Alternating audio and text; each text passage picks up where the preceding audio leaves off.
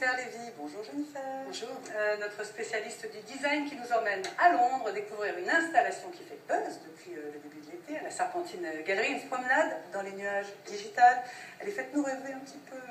Alors, on va partir quelques minutes voir cette folle installation de Sue Fujimoto au sein de la fameuse Serpentine Gallery au milieu d'Hyde Park. Imaginez-vous quelques minutes où vous promenez dans une splendeur verdoyante et tombez sur une gigantesque matrice blanche donnant l'impression de flotter entre ciel et terre. C'est ce qu'a créé cet architecte japonais, une énorme structure tramée et irrégulière que vous pouvez soit contourner ou même pénétrer et qui vous projette soudainement en plein cœur d'un ordinateur, voire même d'un nuage. Ah, ça fait un peu Matrix, hein?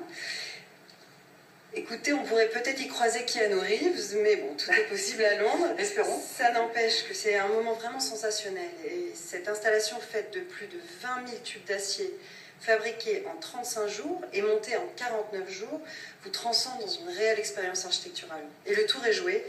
Le pavillon de la Serpentine, comme chaque année, devient vraiment l'incontournable de l'été. Alors, mais qu'est-ce que c'est cette histoire de pavillon? Tous les architectes peuvent y participer?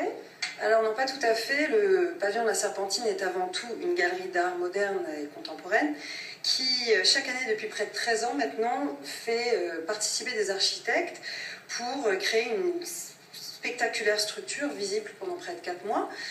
Toyo Ito, Zaha Hadid, voire même Jean Nouvel y ont participé et créé leurs visions les plus folles. L'avantage, c'est que c'est éphémère et que le visiteur peut s'y promener, y voir une exposition ou boire un verre. Est-ce qu'on peut considérer que c'est un peu comme c'est l'ancêtre, ou plutôt non, c'est le renouveau des expositions universelles de l'époque? C'est un peu ça. Très court.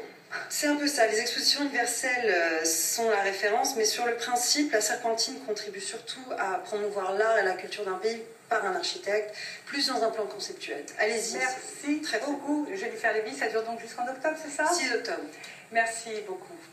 Merci d'avoir suivi ce Culture Mag. On se retrouve demain, même heure, et l'info continue sur Life24 News.